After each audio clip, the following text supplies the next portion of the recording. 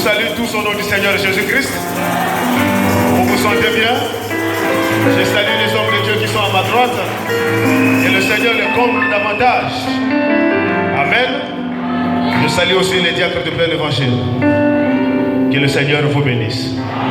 Pendant que nous sommes debout, prenons nos Bibles. Dans Hébreux chapitre 10 au verset 37.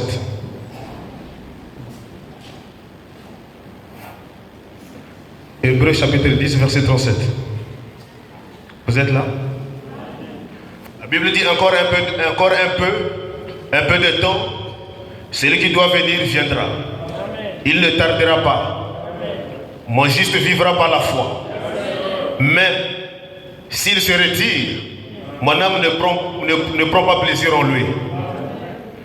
Nous ne sommes pas de ceux qui se retirent pour se perdre, mais de ceux qui ont la foi pour sauver leur âme. Vous êtes là? Nous ne sommes pas de ceux qui se retirent pour se perdre, mais de ceux qui ont la foi pour sauver leur âme. Et le Seigneur ajoute les bénédictions à la lecture de sa parole. Nous allons prier le Seigneur. Dieu Tout-Puissant, notre Père Céleste, toi le Dieu de notre pasteur Séraphin Mosengo, le Dieu de notre prophète William Aaron Branham, toi le Dieu qui ne connaît pas d'échec, toi le Dieu qui n'a pas de frontières, toi qui as juste vivra par la foi. Seigneur Jésus, nous ne sommes pas de ceux qui sont venus pour se perdre, mais nous sommes ceux qui sont venus pour sauver leur âme. Seigneur, donne-nous la foi maintenant véritable, notre Dieu, qui peut nous amener la capacité à résister dans ce message. Seigneur, bénis la parole que nous avons lue. Seigneur Jésus, bénis notre pasteur dans les champs de repos. N'oublie pas ton serviteur Arlette au déplacement, Seigneur. Sois sa divine protection là où il sont. Seigneur Jésus-Christ, notre Dieu, nous sommes venus non pas pour voir un homme, ni pour contempler la sagesse de l'homme, mais nous sommes venus pour contempler la sagesse de Salomon. Tu nous as dit, il y a ici plus que Salomon. Et le plus que Salomon, c'est la colonne de feu, c'est le Saint-Esprit, c'est lui l'ange de l'Éternel qui conduit l'Église en ces temps de la fin. Seigneur, ajoute à notre humble prière ce que nous n'avons pas pu dire et exprimer. Tu connais le besoin de tout un chacun de nous ici présents. Laisse que tu accordes à chacun selon le désir de son cœur. Que ceux qui sont malades soient guéris, notre Dieu. Ceux qui ont des problèmes dans leur vie, que les problèmes soient résolus. Seigneur, tu accordes à chacun selon le désir de son cœur. Que ton nom soit béni à jamais. Au nom du Seigneur Jésus-Christ, nous avons ici prié. Amen. Amen, amen. Nous avons reçu au milieu de nous un serviteur de Dieu. Amen, qui a fait un long voyage pour venir voir sa famille. Et il a profité ce soir de communier avec nous. Le pasteur Roger, s'il peut s'avancer pour saluer l'église. Sous vos acclamations, s'il vous plaît.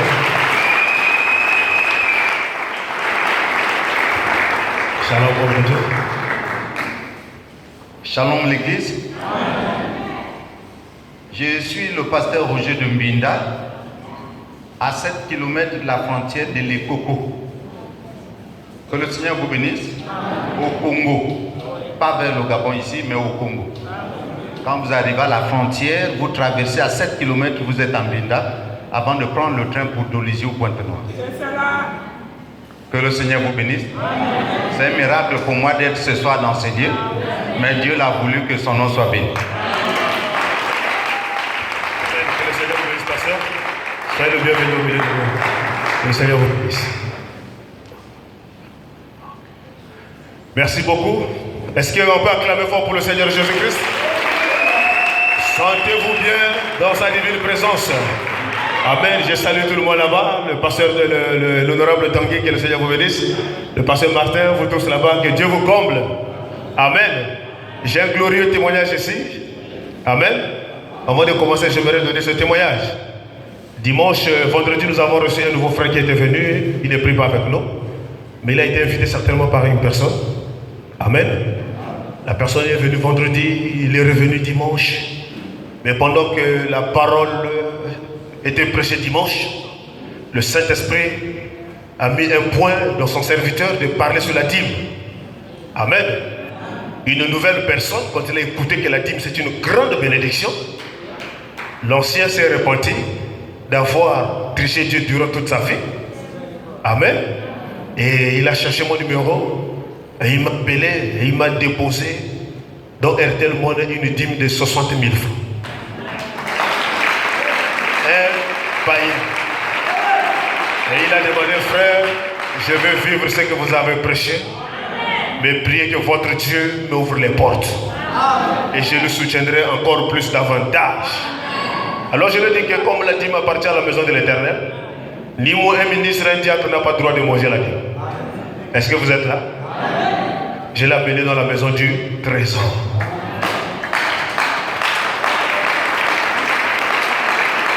La foi vient de ce qu'on entend. Amen, amen. William Branham a prêché un message intitulé Entendre, reconnaître et agir. Il a entendu. Il a reconnu que c'était vrai. Alors il a agi sur la base de ce qu'il a entendu. Et c'est cela la foi. Alors si nous aussi nous appliquons ce que nous écoutons, Dieu sera obligé de nous bénir. Alors j'ai prié Dieu de pouvoir bénir ce frère, car Dieu a plusieurs manières de gagner ses serviteurs dans ce message. Il peut vous gagner par un miracle. Amen. Il peut vous gagner par la personne qui vous a prêché. Mais le frère a pris Dieu au mot. Il dit l'évangile qui a été prêché, j'ai été touché. Je prends cet argent, je donne ça dans la maison du trésor. Mais je prends Dieu au mot qu'il me bénisse, je ferai encore plus d'avantages. J'ai dit Dieu te bénira mon frère. Amen. La foi vient de ce qu'on entend. Et ce qu'on entend vient de la parole de Dieu. Il y a un frère qui m'a posé la question dimanche. C'était vraiment, ça a tiré en longueur, c'est les diacres qui sont venus nous séparer pour le débat qu'on a eu au bureau là-bas. Le frère dit, j'ai eu un songe. Dans ce songe, j'ai rencontré l'ange de l'Éternel. L'ange de l'Éternel m'a donné une mission de prêcher l'évangile. Alors, par la suite de ma vie, j'ai chevauché dans plusieurs églises. Et Dieu m'a fait grâce de rencontrer le message du temps de la fin. Et je me suis fait baptiser. Alors moi je pensais que quand je prenais le baptême, j'allais directement commencer le service de Dieu. Parce que j'avais dit à Dieu, Seigneur, moi je ne peux pas aller prêcher ton message si je n'ai pas quelque chose sur quoi me poser. Sur quoi placer mon fondement. Alors il cherchait un poteau d'attache. Alors pour lui, il se disait que le poteau d'attache, c'était le baptême. Moi je lui ai dit non frère, le poteau d'attache pour un serviteur de Dieu, ce n'est pas le baptême. Il dit le baptême ne sauve pas. Il dit mais nous t'écoutons prêcher. Nous avons écouté le frère Harley. Il nous a prêché sur la foi. Il dit la foi au temps présent. J'ai dit frère, je dis amen à tout ce que l'honorable Harley a prêché. Amen. C'était une grande bénédiction pour nous. Est-ce que vous êtes là? Amen. Qui a aimé la prédication de notre frère honorable Harley? Moi aussi. Amen. Dans son exposé, l'honorable nous a lu une citation de William Marion Branham qui disait que l'espérance est l'ennemi de la foi. Ce n'était pas la parole de l'honorable M. Branham qui a déclaré cela. Est-ce que vous êtes là? Et l'honorable nous a dit, mais ne me comprenez pas mal. L'espérance, pas dans le mauvais sens, mais dans le bon sens. Parce que l'espérance, c'est la foi, mais qui met toutes choses au futur. Non, Dieu me bénira. Dieu fera ceci. Dieu fera cela. Ça, c'est l'espérance. C'est là où frère Madame dit c'est l'ennemi de la foi. Parce que la foi veut voir la chose tic au tac. Est-ce que vous êtes là?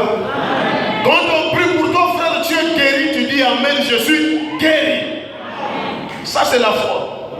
Il ne regarde pas aux symptômes. Il ne regarde pas aux autres symptômes qui vont se manifester après qu'on ait prié pour toi. Il dit la foi croit toujours que je suis guéri. À tel point qu'il a dit que dans la chanson il fera, j'ai dit frère, il fera, c'est ça l'espérance. Il me dit mais donc le frère qui a chanté ça n'était pas inspiré. J'ai dit frère, il était inspiré. Parce qu'on ne peut pas annuler l'espérance aussi dans la Bible. Est-ce que vous êtes là? Chaque chose a sa place dans le message de William Marion Branham. Mais le frère Ali venait nous montrer la foi au temps présent. Tu pries, tu vois la chose tic au tac. Vous êtes là?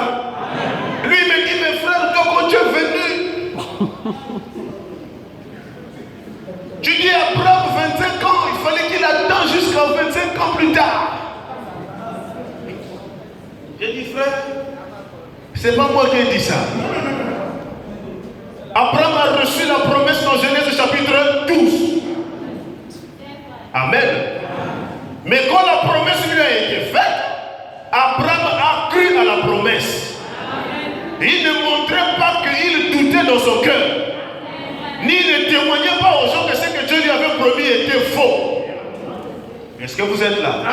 Abraham croyait toujours que ce que Dieu m'a promis, aucun témoin de l'enfer ne peut l'embrouiller.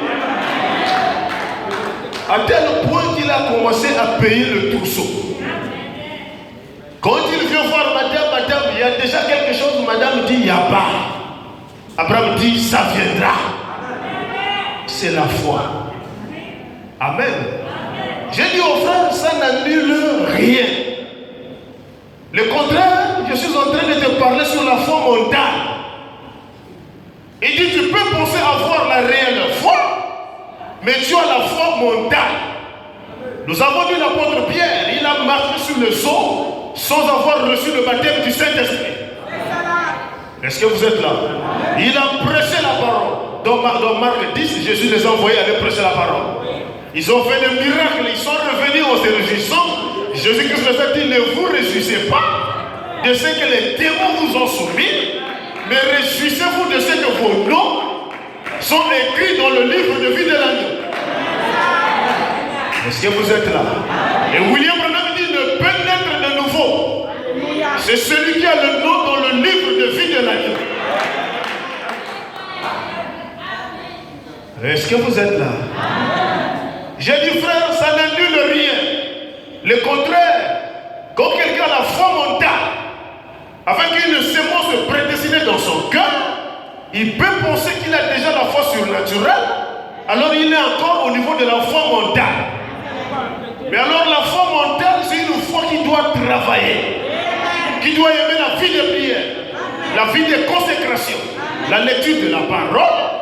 Alors cette foi mentale recevra le baptême du Saint-Esprit, et le baptême du Saint-Esprit va changer la foi mentale en une foi spirituelle. Nous avons dit que la foi mentale a la connaissance des Écritures. La foi mentale peut te répéter le brochure. Il peut te parler du message de William Marion Branham sans commettre une erreur. Ça, c'est une foi mentale. Nous avons vu la femme samaritaine qui disait à Jésus, nos pères nous ont dit. Amen. Vous les Juifs, vous adorez dans la montagne, mais nous les Samaritains, nous adorons ici. Vous adorez au temple, nous adorons la montagne. Jésus lui a dit, l'heure vient où le vrai adorateur adorera le Père en vérité et en esprit. Qu'est-ce que Jésus était en train de faire? Jésus essayait de stimuler la sémence qui était dans son cœur. Amen. Cette sémence qui était environnée par la foi mentale, il fallait que cette sémence puisse rencontrer le soleil de la justice, qui est Christ Jésus, pour que la lumière puisse jaillir dans la sémence, pour que la sémence puisse voir. Amen. Alors, nous sommes allés tellement loin avec le frère. J'ai dit, frère, je ne doute pas, mais il faut encore travailler. J'ai dit, la peine est là. Le don peut être là. J'ai dit, quand Élie, Dieu lui a dit, va oindre Élisée, c'est lui qui succédera à ta place. La Bible dit, quand Élie venait, Élisée était dans le champ de son père. Amen. Il était en train de labourer les champs. Quand le serviteur de Dieu est arrivé, il n'a pas prêché. Il a pris son manteau, il a frappé. Quand il a frappé le manteau sur Élisée, Élisée a senti des vibrations qu'il n'avait jamais senties auparavant. Alors Élisée a su que certainement cet homme de Dieu a quelque chose. Il a abandonné tout son travail pour suivre Cet homme de Dieu. J'ai dit, frère Élisée ne s'est pas contenté de se toucher du manteau. Il a traversé 4 étapes. Amen. Il jusqu'à traverser le Jourdain, jusqu'à ce qu'il a reçu la chose qu'il cherchait. J'ai dit, frère, tu dois travailler. Il dit, William Branham dit, je voudrais lui lire les citations, mais le temps était court. William Branham dit que le processus s'est tourné vers le nord.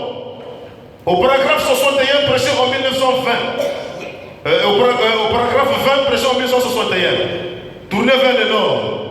Vous êtes là? Est-ce que vous êtes là? Ok. C'est tourné vers le nord. Prêché en 1961. Au paragraphe 20. Frère Madame dit, à présent, qu'on se réveille,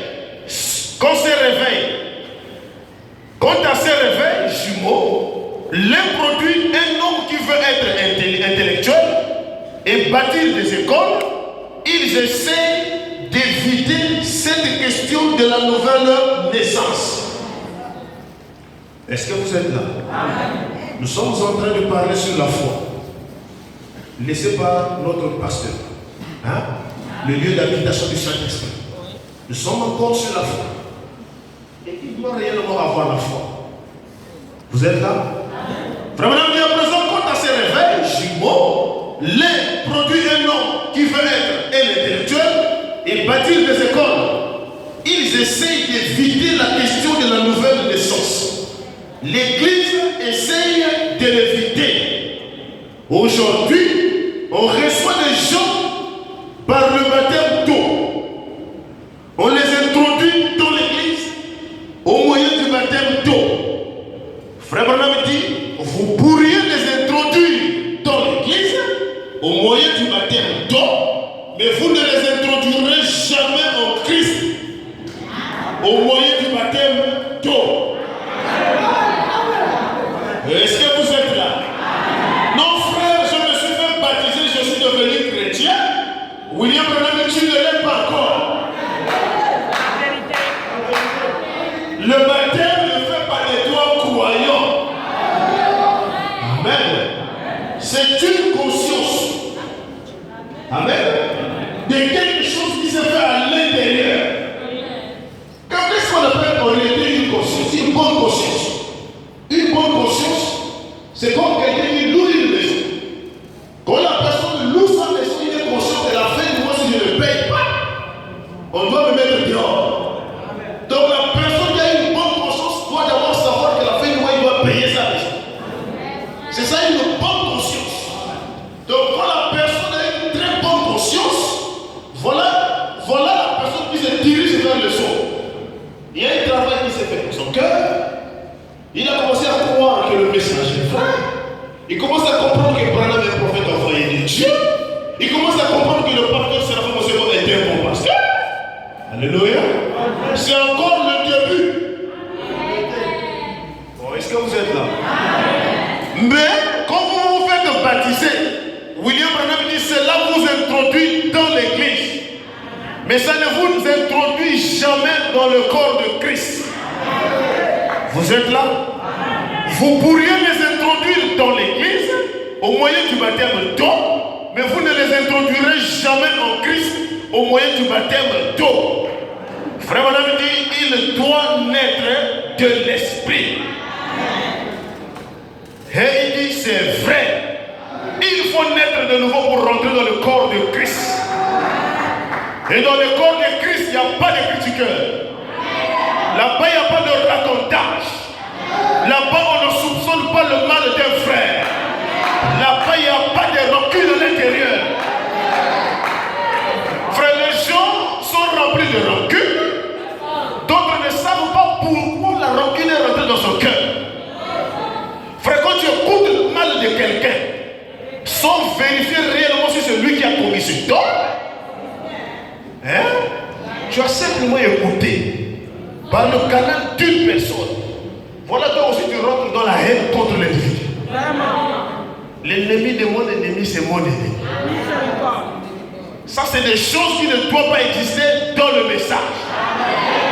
Frère, quand quelqu'un vient te parler de mal d'un frère, toi, tu dois te servir du bon pour amener la réconciliation entre les deux personnes. Mais aujourd'hui, c'est le contraire. Quand l'autre ne parle pas avec l'autre, comme je suis bien avec un tel, moi aussi je me rallie. Frère, ça c'est pas le Saint-Esprit.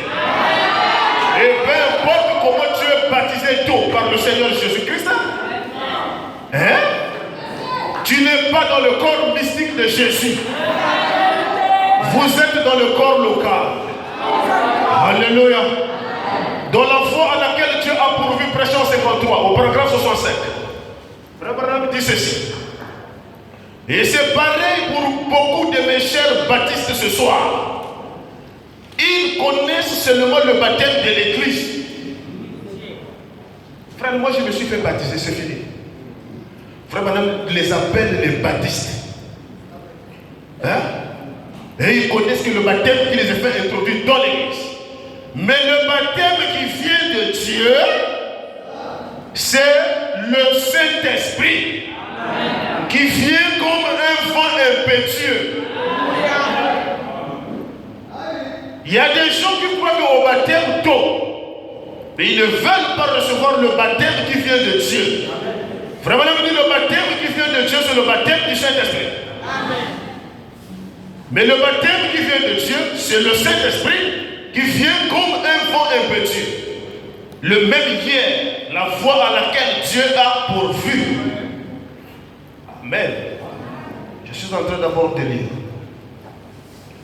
Quand vous vous faites baptiser tôt, la Bible dit le baptême tôt n'enlève pas le péché dans l'individu. Le baptême tôt ne purifie pas le péché. Amen. Frère Madame dit dans la poursuite la preuve infaillible de la résurrection. Prêchant au 57 au paragraphe 32. Frère Madame dit, la question du péché est réglée quand le Saint-Esprit entre dans le cœur humain. Est-ce que vous êtes là? La question du péché est réglée quand le Saint-Esprit entre dans le cœur humain. Non frère, j'ai encore les hauts et les bas. Amen. Le Saint-Esprit n'est pas encore rentré dans le cœur humain. C'est affiché au tableau. Hein? Ok, j'espère que nous sommes en train de lire ensemble. La question du péché est réglée quand le Saint-Esprit entre dans le cœur humain. Il faut 3 points. Il renverse le raisonnement. Il va au-delà de notre faculté intellectuelle. Eh bien, aujourd'hui, la raison pour laquelle il y a trop de hauts et de bas et des choses parmi les religieux, est-ce que c'est parmi les païens? Hein? Aujourd'hui, la raison pour laquelle il y a trop de hauts et de bas et des choses parmi les gens religieux, c'est qu'il y a une conception intellectuelle de Christ. En d'autres termes, c'est dans leur esprit et non dans leur cœur. Amen. Frère, quand le Saint-Esprit vient dans une personne, ça dépend à quel endroit où cela est tombé. La fois passée, je disais que la ligne de prière ou l'imposition de main à la recherche du baptême du Saint-Esprit, l'homme n'a aucune capacité de diriger ça dans votre âme ou dans votre esprit. Mais c'est Dieu qui connaît. Avec telle personne, je limite le Saint-Esprit au niveau de son esprit. Dieu les appelle les ouïes du don de la fin. Ils sont ouïes d'une onction véritable. Avec le même Saint-Esprit accomplissant des signes, de prodiges et des miracles. Mais cette onction est au niveau de l'esprit. Mais quand le Saint-Esprit atteint l'âme, frère, il ne fournit pas des efforts pour qu'on lui dise qu'il est chrétien. La vie coule authentique. Et cette personne n'est pas chrétien seulement quand il est à l'église, mais il est chrétien partout. chrétien. Au marché, il est chrétien. À l'école, il est un fils de Dieu. Mais celui qui a le Saint-Esprit au niveau de l'esprit, frère, ce sont des gens qui prophétisent même, qui tombent sous onction. Est-ce que vous êtes là? Frère Branham dit, Jésus n'a pas dit, vous le reconnaîtrez à leur sensation surnaturelle. Vous le reconnaîtrez à leur esprit. Et vous le reconnaîtrez à leurs fruits. Quels sont les fruits de l'esprit? William Branham dit, c'est la joie, c'est la bonté. Oh, est-ce que vous êtes là? Il y a tellement de fruits qui montrent que la personne ne vit plus sur la terre.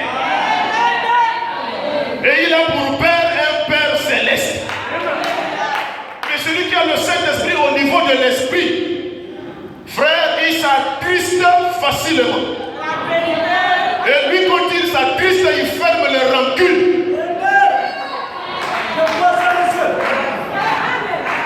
Et il ne peut même plus te dire bonjour. Même te saluer, c'est difficile. Mais le Saint-Esprit dans le cœur humain, la Bible dit qu'il a la capacité de supporter patiemment celui qui est dans l'erreur.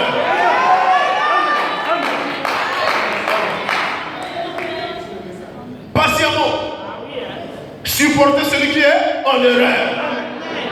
Frère, je ne peux pas comprendre que j'ai le Saint-Esprit. Je fais 1 mois, 2 mois dans une église locale, je ne salue personne. C'est pas Dieu. Est-ce que vous êtes là? Ils ont une conception intellectuelle de Christ. En d'autres termes, c'est dans leur esprit et non dans leur cœur. Voyez-vous, ils croient simplement cela mentalement. Vos facultés mentales résonnent. Et cela peut-il être vrai? La guérison divine peut-elle être vraie? Le baptême du Saint-Esprit peut-elle être vrai? Eh bien, ce sont des raisonnements intellectuels. Mais une fois cela entre dans le cœur, c'est une foi. C'est sûr. Il n'y a pas de questions à ce sujet. C'est réglé une fois pour toutes. Et c'est dans votre cœur. Et votre cœur ne résonne pas, car c'est le trône, la demeure du Dieu Tout-Puissant, dans le cœur vivant. Alléluia. Frères, cherchons la véritable chose. Le Saint-Esprit dans le cœur humain. Amen. C'est cela qui produit la véritable foi. Frère Madame dit dans la question-réponse, pressé au 54, au paragraphe 23. Eh bien, maintenant, à ce sujet, pour ceci ici, rappelez-vous, une fois que vous êtes justifié par la foi, j'espère que cela s'explique. Voyez-vous, eh bien, vous êtes chrétien en ce moment-là. Quand vous acceptez Jésus comme votre sauveur personnel, vous êtes un chrétien en ce moment même. C'est vrai. Je crois que si vous mourrez en ce moment-là même, quand vous acceptez Jésus comme votre sauveur, je crois que vous seriez sauvé. Quand vous acceptez Jésus pour la première fois, dans l'étape de la justification, et que vous êtes sincère dans votre cœur, William Branham dit vous serez sauvé si vous mourrez sur le champ. Il dit c'est ce que le voleur mourant a fait à la croix. Et les autres, est-ce que vous êtes là? Frère, la justification pour un élu, ça lui amène au ciel. S'il meurt sur le champ. Amen. Mais pour nous qui sommes encore présents sur la terre, Dieu nous demande de faire un travail. La justification ne suffit pas. La sanctification ne suffit pas. Il faut l'Esprit de Dieu en vous. Et l'Esprit de Dieu, c'est quoi, frère? C'est le baptême du Saint-Esprit. Et le baptême du Saint-Esprit dans la pyramide ne vient pas en haut, mais c'est en bas. Oh, est-ce que vous êtes là? Ce que nous recevons en bas, frère, c'est une onction. C'est Dieu. Amen. Dans le berceau. Hein? C'est Dieu dans le berceau. Frère, vous ne me direz pas que quand un enfant naît à l'hôpital, frère Madame me dit la première des choses qui sort, c'est l'eau. Après vient le sang. Et après, les sages-femmes font l'effort de taper sur l'enfant pour que l'esprit entre. Amen. Quand cet enfant naît, on l'appelle l'enfant vient de naître. C'est une nouvelle naissance. Qu'est-ce qui couronne la nouvelle naissance? Ce n'est pas l'arrivée de l'eau. Ce n'est pas l'arrivée du sang. Si l'esprit ne rentre pas, on ne peut pas parler d'un enfant qui vient de naître. Est-ce que vous êtes là? La sage-femme à l'hôpital, il n'a pas besoin de ce muscle de bébé qui vient de sortir. Mais la sage-femme veut écouter les cris de l'enfant. S'il n'écoute pas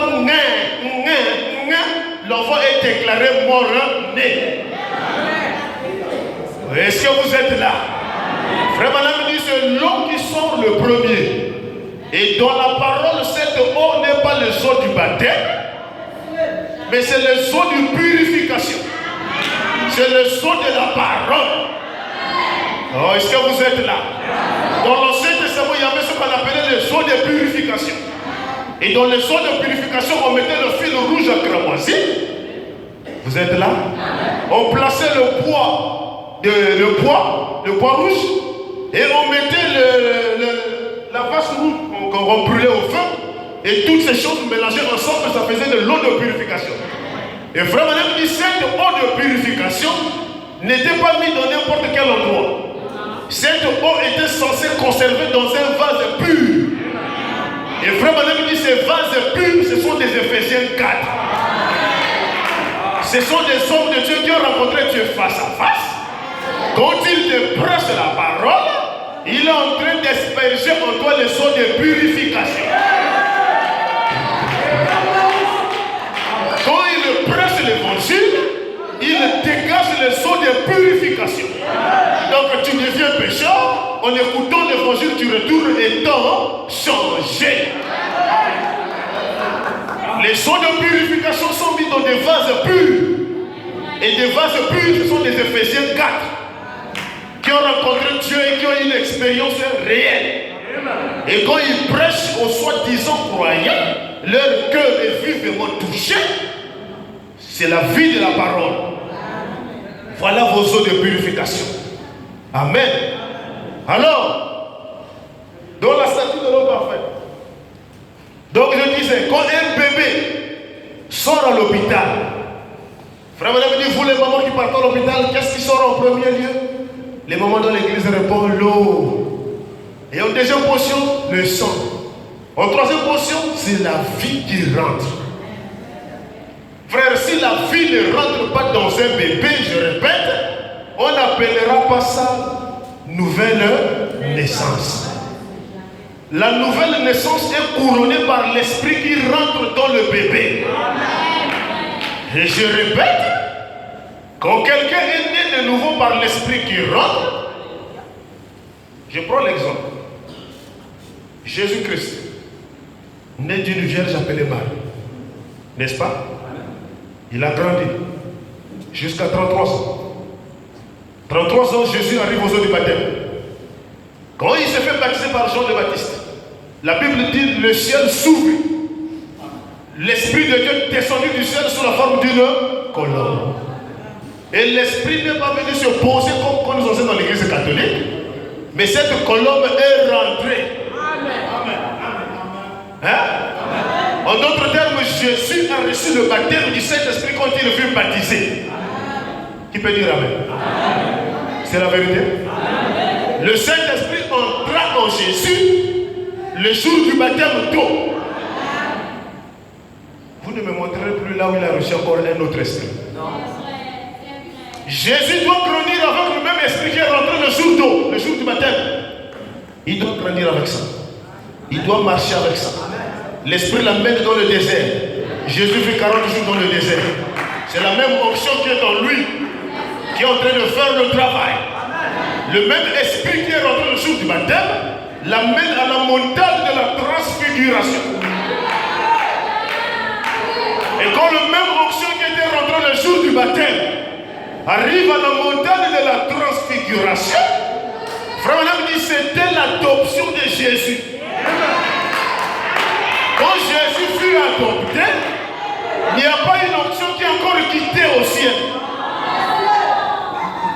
C'est celui qui était rentré en lui le jour du baptême, qui a atteint la maturité,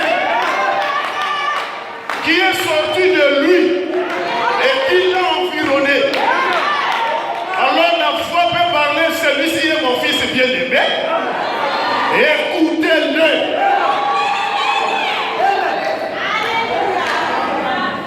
Alléluia. Le Saint-Esprit, quand il rentre en vous, William Branham dit c'est comme un petit bouton. Il doit grandir en vous. Il ne doit pas rester un petit bouton. Quand il rentre par la nouvelle naissance, sous la forme d'un esprit, qui n'est pas l'esprit du monde, qui est Dieu lui-même, qui est rentré en vous, les jours que vous lui avez cru, les jours que vous lui avez fait confiance, lui il a prouvé votre foi en vous donnant le signe. Et ce signe en vous doit vous conduire maintenant. Mais s'il n'est pas à l'intérieur, il ne vous conduira pas. S'il n'est pas rentré, il ne vous conduira pas. Soyez membre de l'église, il n'est pas en vous. Portez le nom de robe shalom, il n'est pas en vous. Ayez vos Bibles et vos brochures, il n'est pas en vous. Mais quand tu étais sincère, le jour que tu venais sous le eau du baptême, le jour qu'on t'avait prêché l'évangile, le jour que tu avais reconnu le message vrai, et que tu avais dit Amen, Amen, et tu es rentré dans le eau du baptême, tu es passé par la sanctification, Dieu t'a fait grâce de te donner le baptême du Saint-Esprit, qui est l'esprit qui couronne votre arrivée. Ça ne s'arrête pas là. Tu dois se rocher. En passant par la foi, en passant par la vertu. Est-ce que vous êtes là? Et quand tu atteindras la statue de l'homme parfait, ce n'est plus une autre option qui viendra.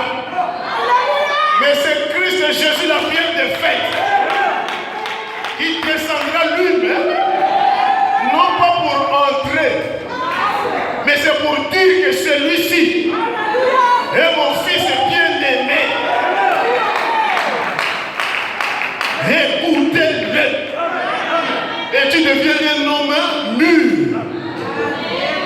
Tu deviens un homme adopté.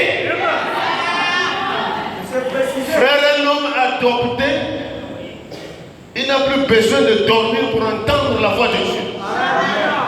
Il n'a pas besoin de songes. Frère, Dieu lui parle au tic au tac. Il peut avoir des visions qui apparaissent.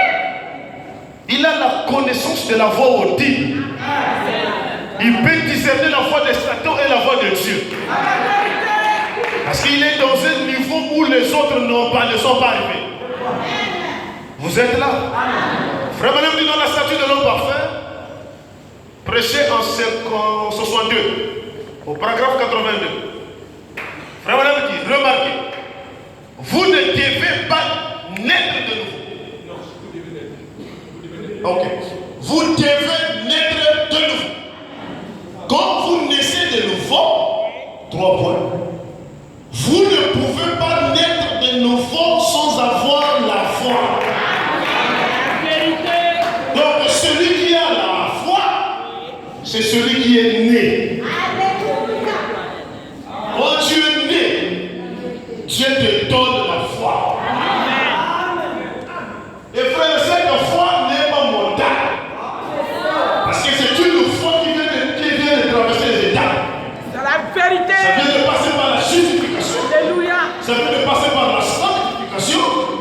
Il vient de monter à la chambre haute. Il vient de recevoir la chose. Frère, Pierre avec la foi mentale et Pierre avec la foi spirituelle, c'est deux terres différents. Pierre avec la foi mentale, il a marché sur le sol. Mais après un moment, il dit, quand il voit des tempêtes, il a eu la peur, voilà, il s'est englouti dans les eaux. Il crie, maître au secours. Ça, c'est la foi mentale. Mais quand Pierre est passé par la chambre l'autre, quand Pierre descend, il trouve le paralytique couché à la porte. Vraiment, il s'est parti, il est resté là depuis longtemps. Il avait 40 ans de vie sur cette place-là. Est-ce que vous êtes là? Jésus le voyait tous les jours quand il passait par la même porte. Mais Jésus l'a laissé là pour que le ministère de Pierre commence par là.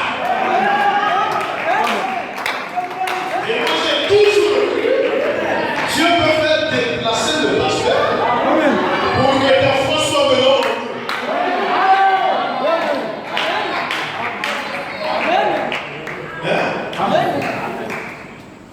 Pour que tu puisses recevoir aussi la guérison divine par un Dieu. La porte là, l'estropié, il voyait Jésus tous les jours. Tout le miracle qu'il voyait, il avait jamais une foi en Jésus. Pourquoi? Parce qu'il s'est contenté à demander de l'argent. Mais quand il s'est rendu compte, mais à quoi me sert l'argent si je n'ai pas de prier? Il commençait à réfléchir sur ses voies. Et pendant qu'il commençait à réfléchir sur ses voies, c'est bien lui vient de descendre avec la clé du royaume. Frère, quand quelqu'un reçoit le Saint-Esprit de tel nombre différent, quand tu as le Saint-Esprit de toi, les témoins de ta famille vont connaître que toi tu as changé de personne. C'est ça que moi je crois faire. Je suis né d'une famille sorcière. Frère, moi je venais de croiser le message. Ma mère est praticienne. Là-bas on les appelle le Moussa. Ici on les appelle le christianisme terrestre. Ce sont des gens qui adorent des sirènes. Le vaudou.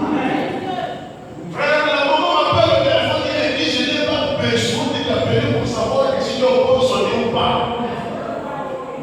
Alors je fais des incarnations, je vous vois. Ça, c'était avant de rencontrer le message. Mais frère, moi, je vais rencontrer mon cerveau, c'est pas fait. Je t'envoie au nom des païens pour les prendre dans les ténèbres des salons des avenirs de la lumière. Ça, je vais rencontrer en moi le Dieu qui s'est tenu Dieu. J'ai cru en lui. Il m'a donné dans le zoo. J'ai été baptisé. Dès que je sors, la maman m'appelle.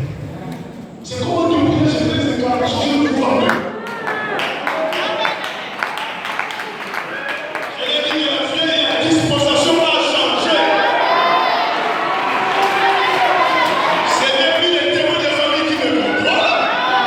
Là, c'est la colonne de feu qui te contrôle. Mais on est nommé de nouveau. Même le son de la chair change.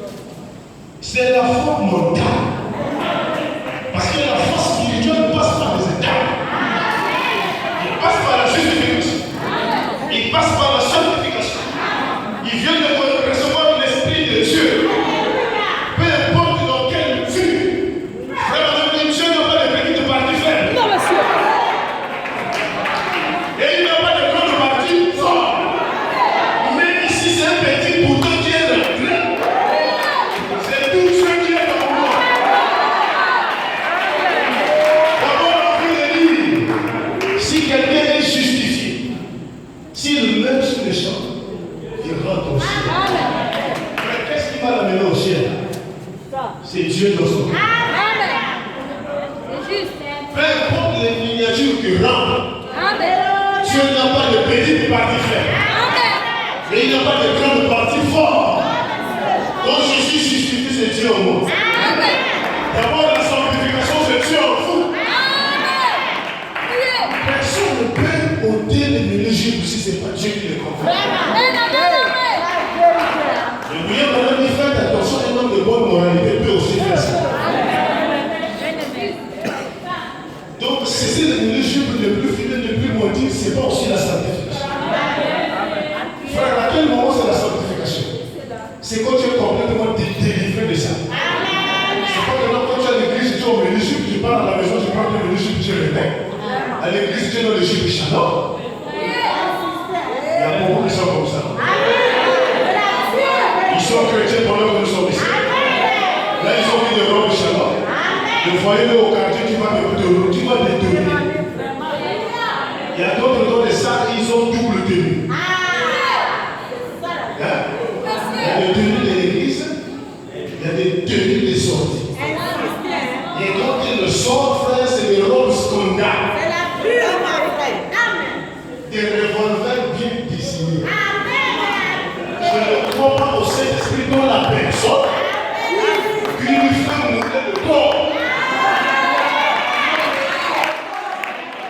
Je ne crois pas à ce genre de Saint-Esprit. Le Saint-Esprit est un miroir dans le cœur.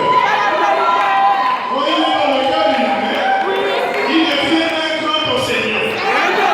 Jésus s'est dit, il est avantageux que je m'en aille. Si je ne m'en fais pas, je ne vous enverrai pas le consolateur. Mais quand le consolateur viendra, il ne viendra pas parler de lui-même. Mais il prendra tout ce qui est caché en moi. Il va vous le révéler. Le Saint-Esprit est un enseignant. Quand il est en vous, il vous dit que ça, c'est pas bien.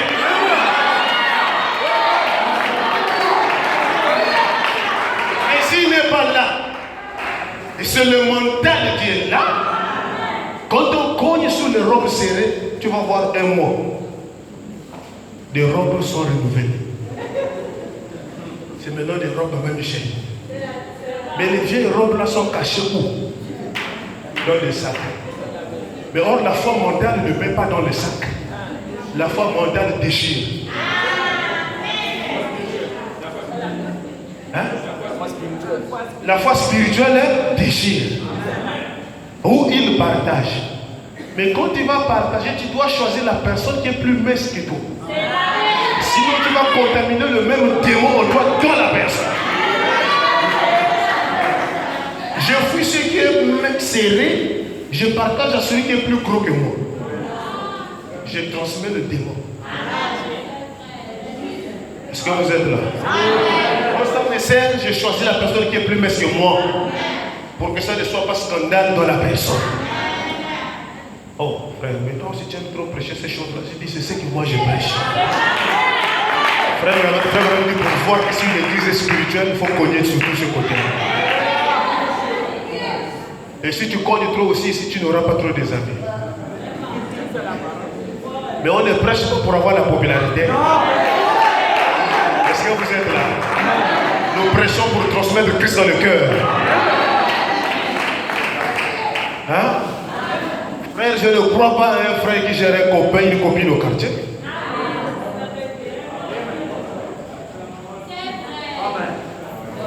Frère, ça aussi c'est la foi, mais la foi vient de ce qu'on entend. Et ce qu'on entend, c'est dans la parole de Christ. Et la parole croit de la Genèse jusqu'à l'Apocalypse, sans rien retrancher. Est-ce que vous êtes là? La foi parfaite admet toujours que Dieu a raison. Et Dieu aura toujours raison. Dans la statue de l'homme parfait, c'est ce que je suis en train de lire. Il dit, vous ne pouvez pas naître de nouveau sans avoir la foi. C'est vrai. Donc, voyez-vous, c'est sur mon croquis ici, c'est le fondement même. La foi est le fondement de toutes choses. Et car sans la foi, il est impossible d'être agréable à Dieu. Car celui qui vient à Dieu doit croire que Dieu existe et il est le rémunérateur de ceux qui le cherchent. Amen. La base, c'est la foi. Mais cette foi ne quitte pas dans le néant. cette foi quitte de quelque part. Et il traverse les étapes. Il traverse la justification. Et il traverse la sanctification. Amen. Frère, madame, dans les réalités infaillibles du Dieu vivant. Prêché en 1960 au paragraphe 76. Prêché en 1960, paragraphe 76. Frère, madame dit, vous n'êtes pas convertis avant d'avoir reçu le Saint-Esprit. C'est ce que dit la Bible. Après que Pierre eut été sauvé, sanctifié, il reçut le pouvoir de chasser les esprits impurs et prêcher l'évangile. Jésus lui a dit clairement qu'il n'était pas converti avant qu'il ait reçu le Saint-Esprit. Et il a dit, quand tu seras converti, alors affermis tes frères. La nuit où il l'a renié, il n'était pas encore converti. Et personne n'est véritablement converti avant d'avoir été changé, d'être mort à lui-même et avant que le Saint-Esprit ait le contrôle sur lui. Les gens n'en veulent pas. Est-ce que vous êtes là? Dans la démonologie prêchée en 53, domaine physique, au paragraphe 61, frère madame dit, maintenant, remarquez, donc, alors que l'eau, le sang et l'esprit produisent quoi? Donc la nouvelle naissance est une opération qui consiste en l'eau plus sang plus esprit égale. Est-ce que vous êtes là? Frère madame dit, maintenant remarquez donc, alors que l'eau, le sang et l'esprit produisent la nouvelle naissance. Et c'est vrai. Maintenant observez, c'est ce qui présente la nouvelle naissance.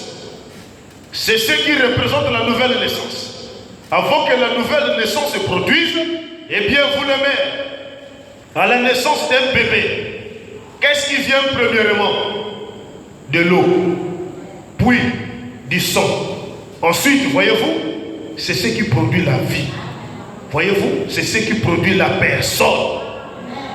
L'eau, le sang et l'esprit.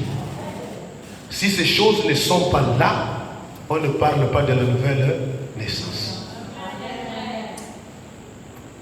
Maintenant, quand quelqu'un est né de nouveau et il a l'esprit à l'intérieur, automatiquement Dieu lui donne la foi.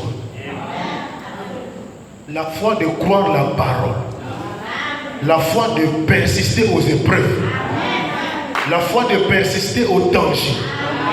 Quand quelqu'un a la foi, il n'écoute plus les raisonnements de quelqu'un d'autre.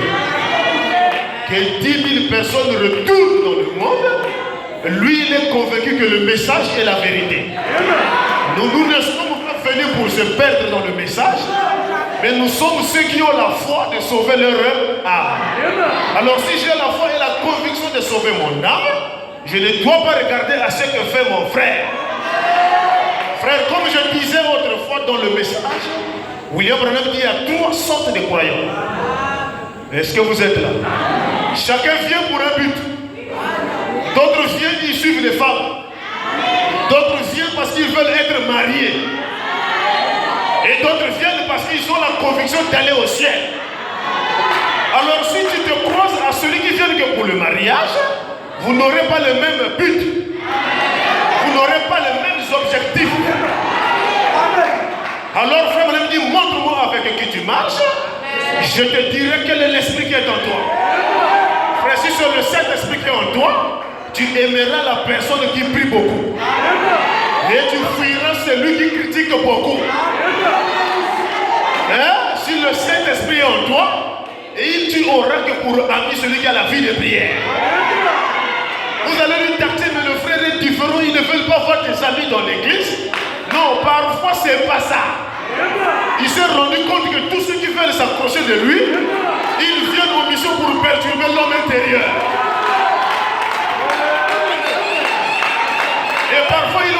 marcher seul. Frère, un homme qui est pleinement consacré, soumis à Dieu, il n'a pas besoin d'être là pour savoir si tu as le Saint-Esprit ou pas. William Branham dit juste 5 minutes en face de quelqu'un, je peux discerner quel est l'esprit qui l'anime. Alors il y a une personne qui est vraiment remplie de la vie de prière. C'est une personne qui n'aime pas écouter le mal.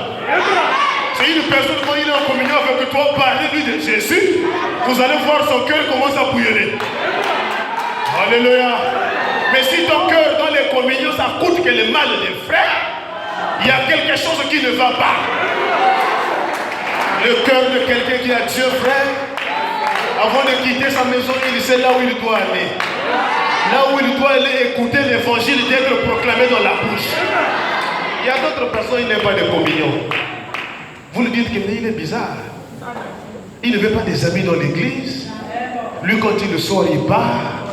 Parfois, ce n'est pas de leur faute. Frère, il s'est rendu compte que tous ceux qui sont aux alentours, c'est des gens qui amènent les critiques. C'est des gens qui amènent le racontage. Et le racontage détruit l'homme intérieur. Le racontage enlève la vie de prière. Le racontage enlève la vie de consécration. Est-ce que vous êtes là? Frère, ça dépend de quelle famille que tu es sorti. Il y en a ceux qui sont venus dans le message parce qu'ils savent qu'il y a des familles où ils sont sortis à la guerre. Et il est venu pour se cacher en Christ. Mais les démons nous ont suivis jusque dans le message. Mais je vous informe que même s'ils nous suivent, ils ne nous vaincra pas. Frère, Corée et Dathan n'ont pas ramené tout Israël en Égypte. Peu importe ce qu'ils ont voulu faire pour les empêcher d'arriver à la terre promise, Corée et Dathan n'ont pas pu faire marche en arrière avec tous les enfants d'Israël. C'est toi qui périras dans le désert, mais nous avancerons toujours. Alléluia. Peu importe la mission de tout un chacun, personne ne peut arrêter le but pour lequel tu es venu ici. Tu vas arriver toujours. Frère, Israël a été attaqué par 4 démons. Il y avait Pharaon qui l'a attaqué. Mais quand Pharaon a attaqué Israël, c'était le gros plan. Nous tous on pouvait voir que le démon c'est les païens. Les démons ce sont des païens. C'était le gros plan de la vision. Oh non, les sorciers ce sont des païens. Ce sont les parents de famille. Oh, ce sont mon oncle. Ça c'était le gros plan de la vision. Et Dieu voulait nous montrer en dehors de Pharaon, il y a encore d'être démons. Et Dieu nous a pris de l'Égypte, il nous amène dans la terre promise. Et nous étions surpris de voir, après le départ de Pharaon et toute son armée, nous on pensait dire amen, gloire à Dieu tous les jours.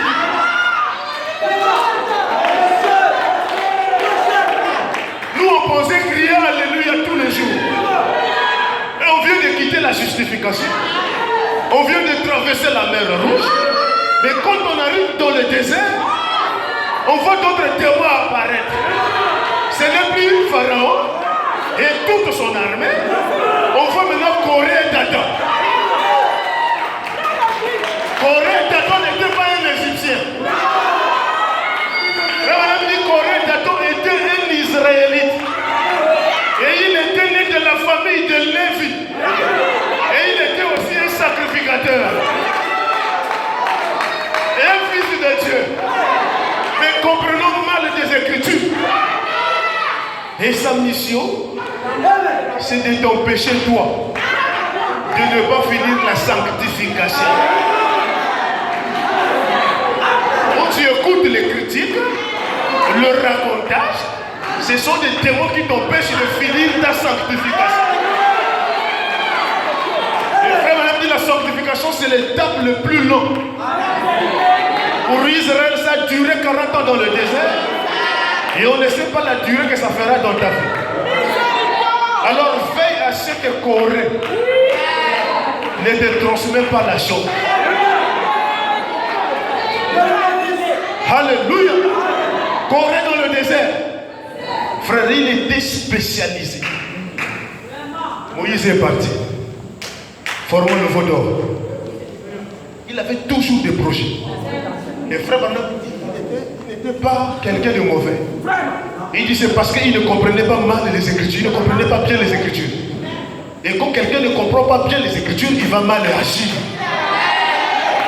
Et d'autres personnes qui agissent mal, ils ne comprennent pas les Écritures. Voilà pourquoi la parole est très importante dans la vie de l'individu. Frère, quand le Saint-Esprit en toi et la parole en vous, tu vas connaître quel est le rôle et l'importance d'un diacre dans l'église. Je ne crois pas au Saint-Esprit qui manque du respect d'un diacre.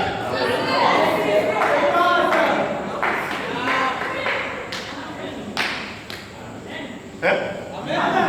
Le Saint-Esprit manquer de respect à un homme établi dans l'église. Mais c'est grave. Aujourd'hui, les brebis ont même peur d'aller voir les diacres pour qu'on prie pour eux. Pourquoi? Le pasteur a voyagé. La brebis avait déjà gaspillé devant ce diacre. Il lui avait déjà manqué du respect. Et il n'a pas réparé. Maintenant, le pasteur n'est plus là. Maintenant, je vais faire comment? Le diable qui reste là, c'est celui qui s'est moqué du respect. Et je ne le croyais même pas. J'ai trop même boudé sur sa vie. J'ai même trop boudé sur son être. Maintenant tu vas faire comment? Vous avez tellement fait des réunions où les diacres n'ont pas Dieu. Vous avez pris tout votre temps de critiquer ces hommes de Dieu. Et le berger est parti. Maintenant l'église est restée avec les hommes que vous avez longtemps critiqués. Vous allez faire maintenant venir recevoir l'imposition de maisons réparées. C'est la marque de la bête. Dis-moi, tu vas recevoir quoi?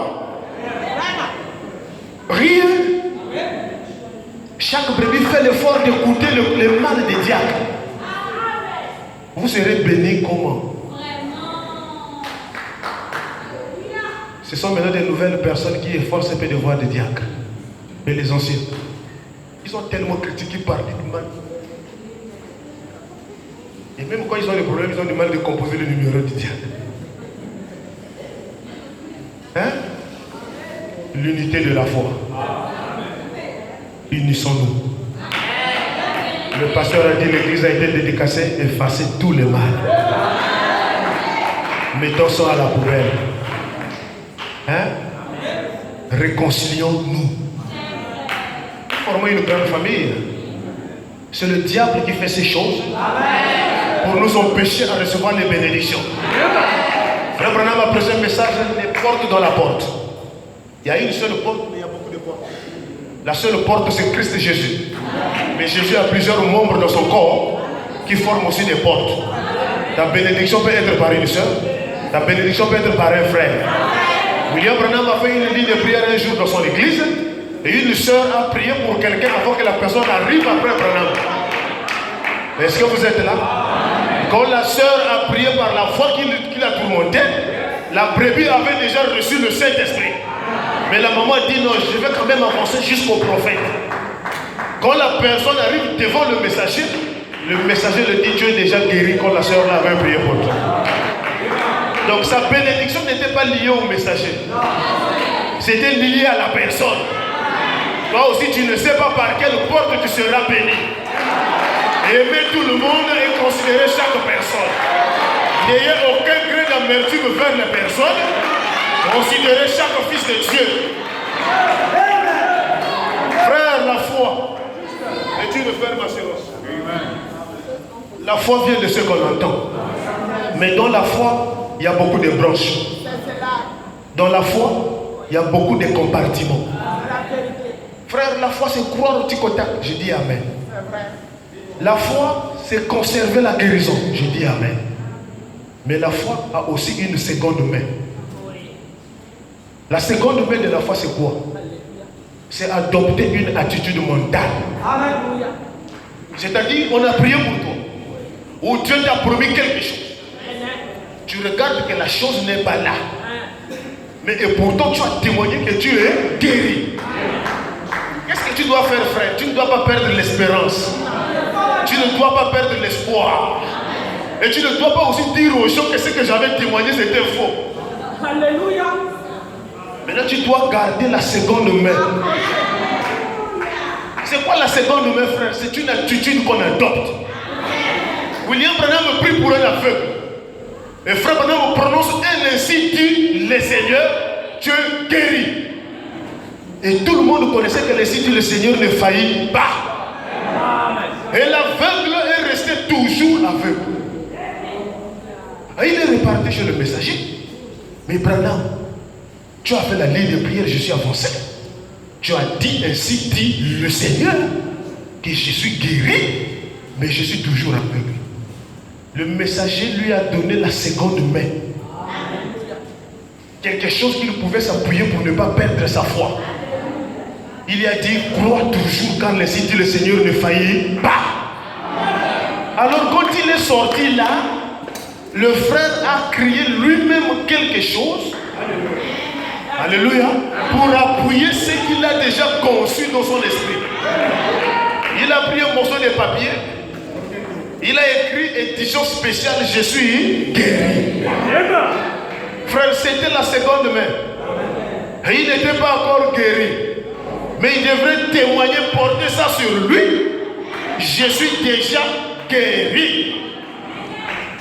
Est-ce que vous êtes là? Frère, adopter une attitude, c'est quelque chose de concret.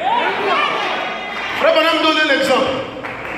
Il dit, Sarah et Abraham, 25 ans sans avoir un enfant, n'est-ce pas? C'est la Bible, non? N'est-ce pas? Abraham commence à faire des trousseaux. L'enfant va venir. L'enfant va venir. Mais dans ce couple, malgré qu'ils ont payé des trousseaux, Sarah apparaît. Il dit, chérie, regarde les cheveux blancs. Tu es sûr qu'on aura cet enfant? Abraham qui avait payé les couches, qui avait la foi, il commençait à réfléchir. Il dit, Sarah, Abraham, prends la femme, ma servante là. Prends la servante là. Fais l'enfant avec elle. Et moi, j'attraperai cet enfant. Abraham, le père de la foi.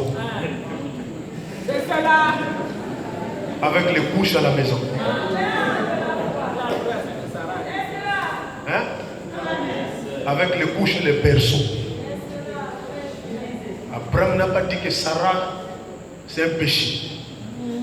Le frère Branham dit le fait que Sarah a douté à une iota de la parole, ça a bouleversé tout le programme divin. N'est-ce pas? Ce sont de gros plans dans le message. Mais quand la chose promise perdure, l'homme a une seconde main. Amen. Quelle est la seconde main? C'est une bonne attitude adoptée. Amen. Avant, on pouvait condamner Sarah du fait qu'elle a donné la femme à Abraham. Mais quand le messager vient plus tard, le messager a compris pourquoi Sarah a fait ça. Vous savez? Vous voulez savoir pourquoi Sarah a fait ça? Lisons les images de Christ. Dans les images de Christ, prêché en 1959, au paragraphe 22, Frère Branham dit ceci: car vous ne pouvez pas plonger tête premièrement avec foi dans quelque chose quand vous ne savez pas dans quoi vous plongez. Est-ce que vous êtes là? Car vous ne pouvez pas plonger tête première avec foi dans quelque chose quand vous ne savez pas dans quoi vous plongez. Vous devez savoir si votre foi est bien stable. Et dans la bonne position. Et si votre foi est stable et elle est placée dans une bonne position, Frère Branham dit cela donne une constante satisfaction. Cela te fait marcher tête haute. qu'il ne pleuve pas, Alléluia. toi tu ne perdras jamais la foi. Mais si cette foi n'est pas placée dans une bonne position, et si cette foi n'est pas dans une constante satisfaction, c'est toujours une foi. Tu as déjà reçu la promesse, mais il faut utiliser maintenant la seconde main. Frère Branham dit, c'est tout comme il est dit d'une femme. Écoutez bien le message. Hier, on pouvait condamner Sarah, mais les scientifiques ont découvert que Sarah avait raison.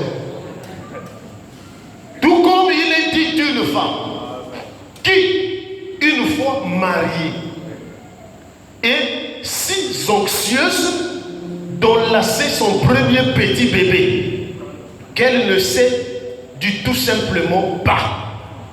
Elle ne peut simplement pas attendre. Son anticipation est si grande. Mais derrière cela, il y a une crainte. Est-ce que vous êtes là? Elle est mariée. Elle a la bague. Dans la pensée de la personne qui est mariée, 1 mois, 2 mois, je vais déjà avoir un bébé. Mais 1 mois, 2 mois, 3 mois, il n'y a pas de bébé. La crainte commence à s'installer derrière. Peu importe la foi que vous pouvez lui prêcher, il y a toujours une petite crainte qui s'installe à l'intérieur. Frère, on a prié pour toi. Oh non, tu dois voir le myopie doit te quitter. Tu as cru. Tu as même persévéré 1 mois, 2 mois, le myopie ne quitte pas. Ne fais pas le forcing. Adopte une seconde. Mets les lunettes. Amen.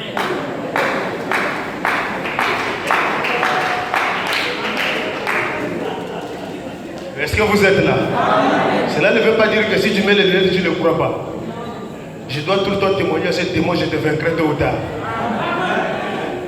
Je mets les lunettes, c'est pour oublier les soucis de la maladie. Ça aussi, c'est la foi. Les soucis que tu devrais avoir sur le mal de yeux, les lunettes te calment ça. Les soucis s'enfuient. Et tôt ou tard, tu seras surpris de voir même les yeux voient clair. Et tu prends les lunettes, mais tu fais encore quoi ici? Est-ce que vous êtes là? C'est tout comme il est dit d'une femme qui, une fois mariée, est si anxieuse d'enlacer son premier bébé qu'elle ne sait du tout simplement pas.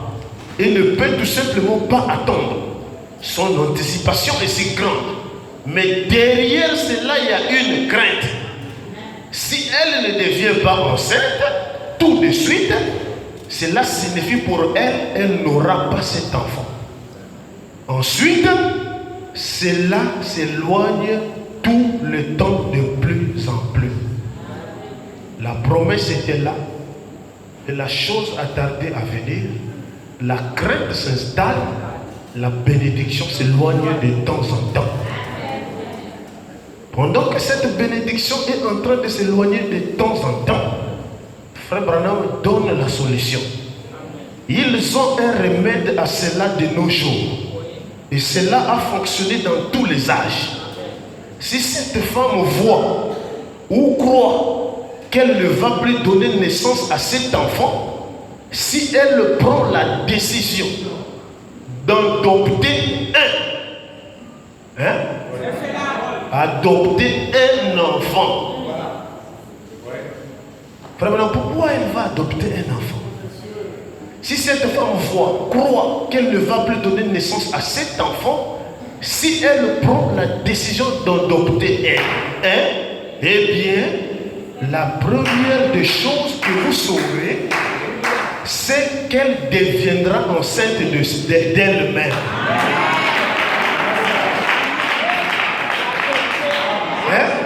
La première des choses que vous saurez, c'est qu'elle deviendra enceinte du sien. Maintenant, cela a été prouvé 9 fois sur 10. 9 fois sur 10. Donc sur le 10 cas, il n'y a qu'un qui a échoué. Le 9 a diminué. La foi de la seconde main. on adopte une attitude. Frère Branham dit, parce que cette pression, il y a une pression, il y a une crainte. Oh non mais frère, il faut avoir la foi. Frère, c'est bon, mais lui il ne voit pas. Frère, attends, tu vas te marier. Frère, ça ne vient pas, il faut faire comment? Tu vas retourner dans le monde. Frère, on a prié pour toi, tu n'es pas guéri. Tu vas repartir voir les marabouts. Non. Je change les modalités. Amen. Je montre au Satan. Et ça, ce n'est plus à mon niveau. Je montre à Lucifer que j'ai oublié la chose. Frère Branham dit, parce que cette pression qu'amène le doute, oh, peut-être que je ne l'aurai pas, ça prend juste cette petite satisfaction. Et c'est peut-être la façon de Dieu de l'amener dans la bonne atmosphère. Ensuite, elle aura son propre enfant. Parce que cette peur et cette appréhension vont finalement le guider. C'est comme cela que ça se passe avec les gens qui veulent obtenir la guérison. S'ils peuvent simplement avoir une toute petite évidence. Il faut avoir une petite évidence. Frère, c'est quoi cette petite évidence? C'est la morale.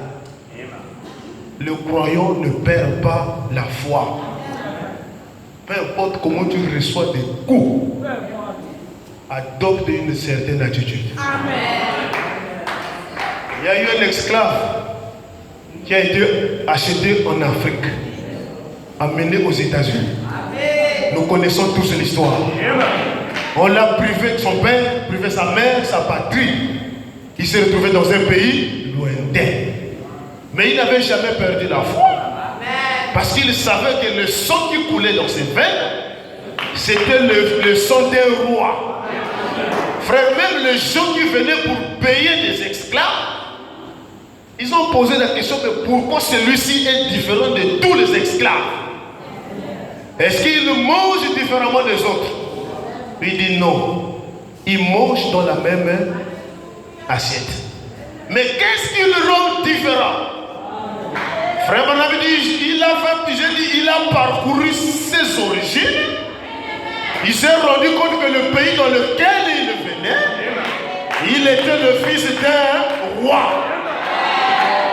Frère, si tu es un fils du roi, que tu te retrouves dans la plantation, où il y a des chicottes derrière toi, je coupe les herbes, mais à un moment donné, je peux redresser mes épaules pour montrer aux démons que je ne suis pas quelqu'un qu'on doit combattre.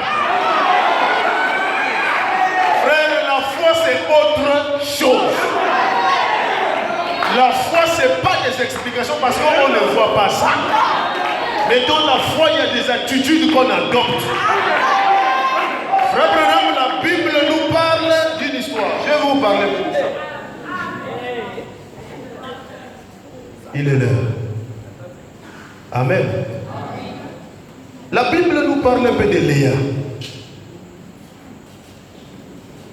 Lisons un peu Genèse 30, verset 14.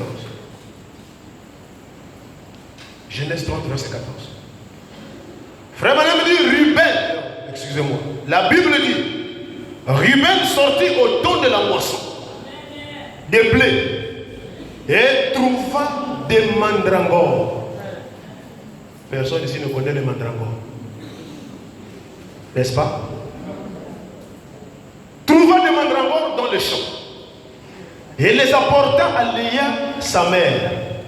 Alors Rachel dit à Léa, donne-moi, je t'ai pris des mandragores de ton fils. Mais il y avait quoi dans les mandragores? Ce sont des fruits. C'est une plante qui pousse dans le désert d'Arabie. Frère Madame dit, ces plantes-là, quand vous prenez ça, c'est comme du marijuana. C'est C'est comme de la drogue. Donc quand tu manges ce fruit, tu as un sommeil de 3 jours.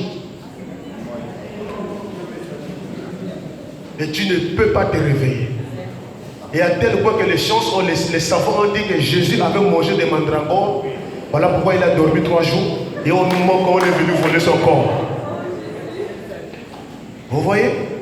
Les mandragores, c'est comme de l'opium. Hein? Quand tu manges, tu es saoulé. Mais on nous met ça dans la Bible. Les mandragores. Ruben sort de la plantation avec des mandragores. Et il donne ça à Léa, sa mère. Et Rachel dit à Léa, donne-moi, je te prie, des mandragores de ton fils.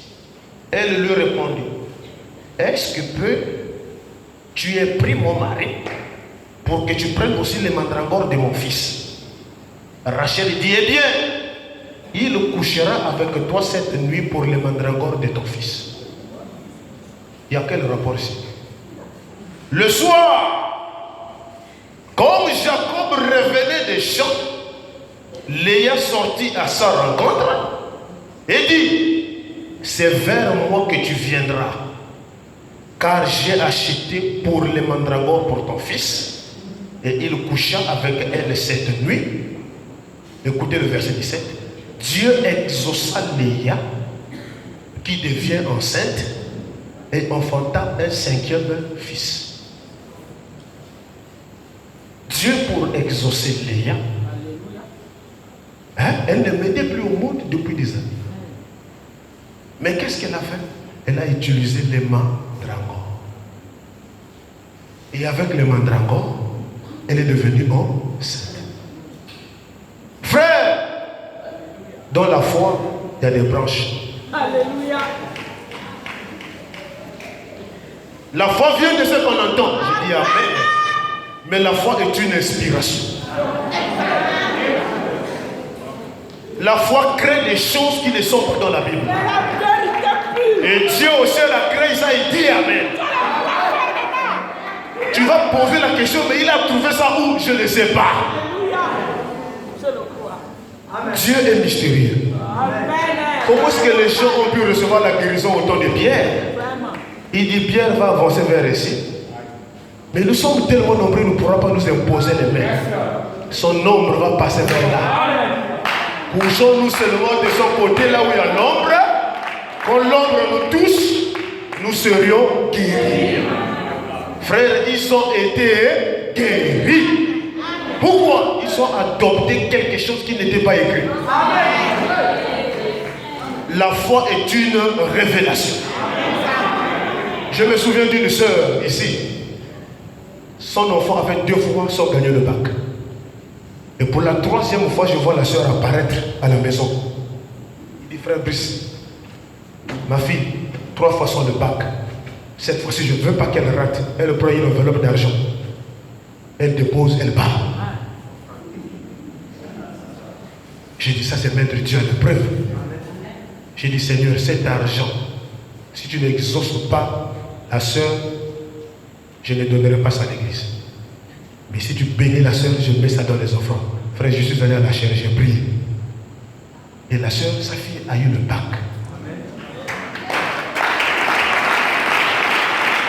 C'est pas écrit. La sœur qui a manqué le bac, elle est courue vers le pasteur. Parce que le bac est déjà proclamé. Mais moi, j'ai échoué le bac. Pasteur, prie pour que mon nom se figure dans le registre des intimes. J'ai vu les gens commencer à faire la même chose. Pasteur, moi aussi j'ai raté le bac. Est-ce que tu ne peux pas prier comme tu avais prié pour la soeur? Non, l'inspiration ne se répète pas.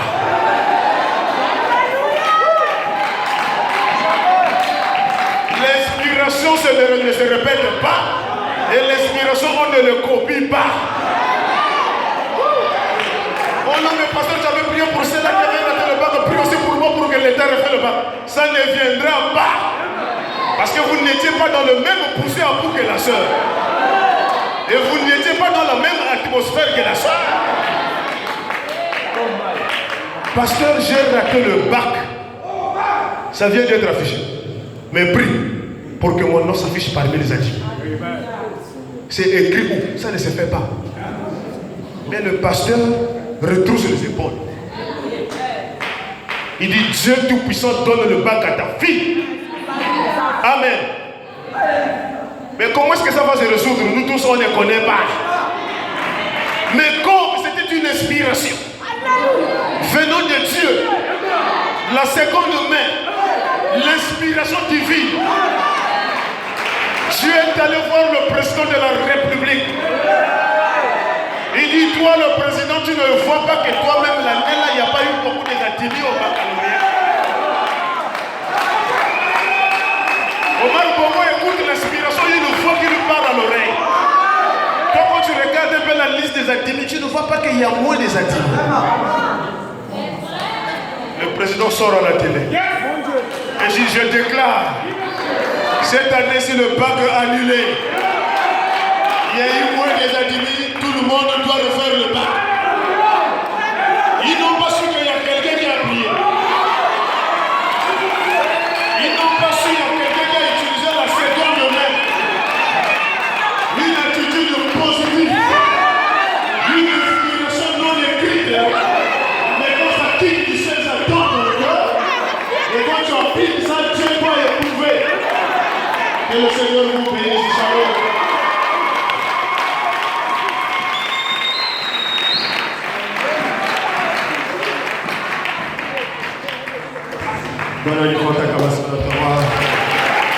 Mettons-nous debout, nous allons prier le Seigneur.